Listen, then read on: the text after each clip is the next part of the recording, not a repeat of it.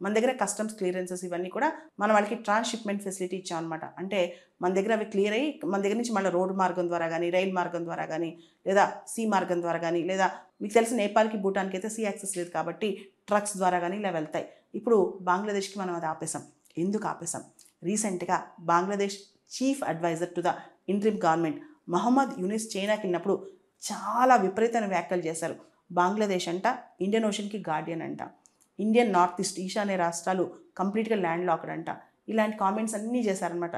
దీంతో ఇండియా వెంటనే అప్పుడే చెప్పేసింది, మీరు ఎందుకు ఇలా మాట్లాడుతున్నారు, మాకు ఓన్లీ బే ఆఫ్ బెంగాల్ కోస్ట్లోనే 6500 కిలోమీటర్స్ ఉంది, మీరెవరు ఇలా పోకళ్ళు పోవటానికి అని చెప్పి ఇండియా వెంటనే రిటాలియేట్ చేసింది. అంతేకాకుండా ఇప్పుడు బంగ్లాదేశ్ ఏదైతే ఎక్స్పోర్ట్స్ చేస్తుందో వాటికి ట్రాన్స్‌షిప్‌మెంట్ ఫెసిలిటీ ఇండియా ఆపేసింది అనమాట.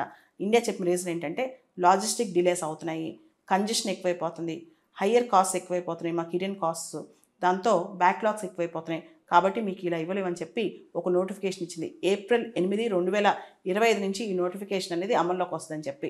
ఇక్కడ ఇండియాకి సంబంధించి అయితే చాలా వరకు వాళ్ళకి ట్యాక్స్ కన్సెషన్స్ అంటే మన దగ్గర నుంచి ట్రాన్స్‌షిప్‌మెంట్ అవుతున్న ఇండైరెక్ట్ ట్యాక్సెస్, కస్టమ్స్ ఈ నోటిఫికేషన్కి సంబంధించి వాళ్ళకి చాలా వెసులుబాటు ఇచ్చాం.